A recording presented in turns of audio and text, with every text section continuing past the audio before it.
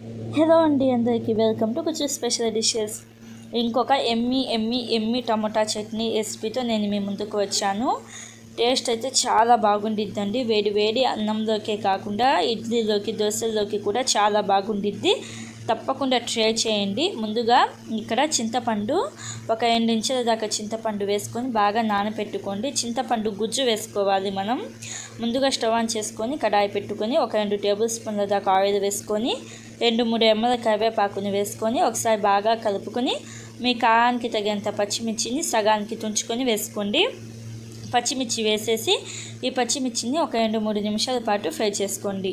2-3 నిమిషాల తర్వాత 4 medium size టమోటాలు మీడియం సైజుగా కట్ చేసుకొని వేసుకోండి. దీనిలోనే ఒక 1.5 టీ స్పూన్ దాకా జీలకర్రని వేసుకోండి. జీలకర్ర టేస్ట్ అనేది బాగుంటుంది, ఫ్లేవర్ బాగుంటుంది. దీనిలోనే ఒక 10-15 వెల్లుల్లి రెబ్బలు పొట్టుతో సహా వేసుకోండి. అలాగే ఒక చిన్న కొత్తిమీర కట్టను వేసుకోండి. కొత్తిమీర వేసుకొని అంతా కలిసేటట్టుగా ఒకసారి బాగా కలపండి. ఇలాగా కొత్తిమీర వేసేసి బాగా కలుపుకున్న తర్వాత పైన మూత పెట్టేసి మంట మీడియం ఫ్లేమ్లో పెట్టేసి టమోటాలు సాఫ్ట్గా అయ్యేదాకా ఉడికించుకోవాలి. మధ్య మధ్యలో మూత తీసేసి బాగా కలుపుకొని మళ్ళీ పైన మూత పెట్టేసి మంట మీడియం ఫ్లేమ్లోనే పెట్టేసి టమోటాలు సాఫ్ట్గా అయ్యేదాకా ఉడికించుకోండి.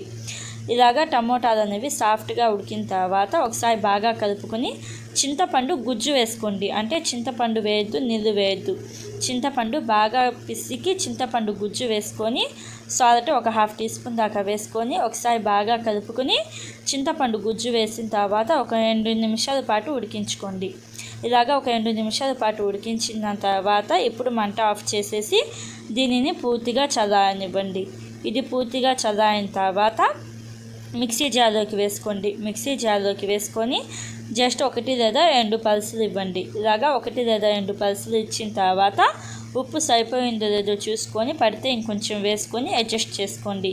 ఇంకొంచెం ఉప్పు వేసిన తర్వాత కొంచెం కొత్తిమీర వేసుకోండి. ఒక పావు కప్పు దాకా కొత్తిమీర వేసేసి ఒకసారి బాగా కలపండి. ఇలాగా ఒకసారి బాగా కలుపుకున్న తర్వాత మెత్తని పేస్ట్ లాగా గ్రైండ్ చేసుకుంటే మనకి టమోటా చట్నీ అయితే రెడీ అవుతుంది. మనం జీలకర్ర వేసాం కదా, దాని టేస్ట్ ఫ్లేవర్ అయితే చాలా బాగుండిద్ది.